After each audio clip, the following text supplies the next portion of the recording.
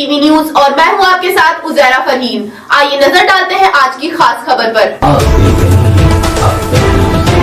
सुजीत कुमार ने कानपुर से जानकारी देते हुए बताया, गंगा का जलस्तर लगातार बढ़ता जा रहा है। कानपुर में भी इसका असर देखने को मिल रहा है। चेतावनी बिंदु को पार कर खतरे के निशान की तरफ जलस्तर तेजी से बढ़ रहा। ऐसे में गंगा के किनारे बसे दर्जनों गांव में पानी घुस चुका है। हजारों बीघा फसल बर्बाद हो गई है। करीब 600 घर गंगा के पानी से प्रभावित हुए हैं। इन गांवों में रहने वाले लगभग 4000 से ज्यादा की आबादी फंस गई है। लोग अब गांव से किस तरह निकलकर गंगा बैराज से बिठूर की तरफ जाने वाले रोड पर तंबू बनाकर रहने को मजबूर हो गए हैं।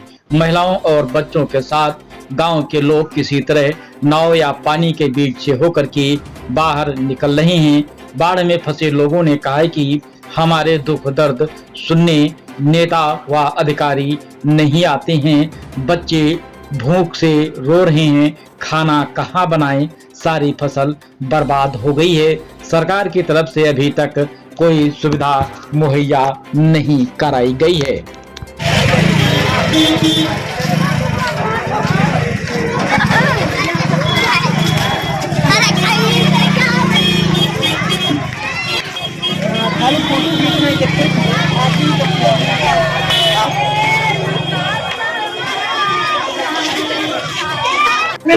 इस गांव के प्रधान कौन है? दिनेश। कुछ व्यवस्था वो कर रहे हैं अपने? क्या कर रहे हैं? मंझा रहे हैं जनता। क्या कर रहे हैं? देख तो रहे हैं जनता मंझा के जा रही है। खाना पीना कैसे मिल रहा है? खाना पीना का मिला अपने अपने घर से खा कर घूमी है। गाँव में तो पानी भरा, कहाँ पर आप लोग रुक रही हैं? अब जब देखो जाने हैं घर, अब कहाँ जा रही है? क्या नाम है आपका? हमारा सुंदरलाल। कौन सा गाँव है? ये तो बनियापुरवा है। हम लक्ष्मणपुरवा के निवासी। यहाँ पर पानी जल भराव दिख रहा है, गंगा का जल स्तर बढ़ा है। कितने दिन से ये समस्या है? ये 4 से 5 दिन हो गए।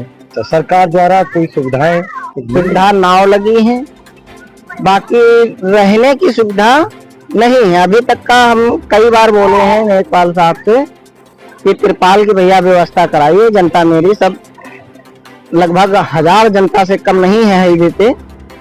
अभी तक कोई तिरपाल बंदोबस्त नहीं है और कहते कहते परेशान हो रहा है। कल खाने के लिए 3 बजे आया खाना। कितने टाइम खाना आ रहा है? 3 बजे 2 बजे, इसके पहले खाना नहीं आता है। और बोलते हैं तो कह खाना आएगा, टाइम लगता है। तो हम कहा भैया ये खाना खाने का कोई समय है? क्षेत्रीय विधायक द्वारा यहाँ बाहर शिविर लगाया गया, उसमें क्या वितरण? नहीं, उसमें हो रहा है, लेकिन कुछ लोग नहीं जाते हैं तो वो वहाँ नहीं खाना खाते हैं, जिसे विरोध मानते हैं, नहीं जाते हैं वहाँ। तो खाना खाने के लिए आप लोग को कहाँ जाना पड़ेगा? तो वही जो 2 सरकारी खाना आता है 2 बजे 3 बजे, वही खाना खाते हैं लोग। और बाकी जिसको पैसा है तो अपना होटल पे खाता है जाके। बाकी यहाँ क्या सुविधा है जब ना लकड़ी की व्यवस्था है ना गैस की व्यवस्था है, तो परेशानी तो है ही है। लगभग कितने गांव में पानी भर चुका है? हमारा ग्राम लक्ष्मणपुरवा, दुर्गापुरवा, मक्कापुरवा, गिल्लीपुरवा, दुर्गापुरवा, भोपालपुरवा और जहाँ पे खड़े हैं ये है बनियापुरवा। ये सभी गांव और भगवान बिनपुरवा, सभी गांवों में पानी भरा हुआ है। मतलब जी क्या कहेंगे यहाँ की जो स्थिति है, बनियापुरवा गाँव और भी गाँव है, क्या कहना चाहेंगे? देखिए, ये जो पटरी क्षेत्र है और ये निषाद बहुल क्षेत्र है, लगातार हर दूसरे साल यहाँ बड़ी बाढ़ आती है। जब समाजवादी पार्टी की सरकार थी, मैं विधायक था, माननीय अखिलेश यादव जी मुख्यमंत्री थे, तब हम लोगों ने मार्जिनल बांध बनाने का प्रस्ताव किया था और उसमें माननीय अखिलेश यादव जी ने IIT से सर्वे कराया था, जिसको 30 लाख रुपया उन्होंने सरकारी कोष से IIT को भुगतान किया था, जिसमें आकाशीय सर्वे और जमीनी सर्वे IIT ने किया था। और वो सर्वे पूरा होने के बाद 476 करोड़ का बांध बनने का एस्टीमेट बनाया था। एस्टीमेट बनने के बाद उत्तर प्रदेश की कैबिनेट में गया था। कैबिनेट के बाद इनका जो सिंचाई विभाग का भारत सरकार का मंत्रालय है पटना में, वहां से स्वीकृत करा के दिल्ली में गया था। दिल्ली में बीजेपी की सरकार आ गई थी।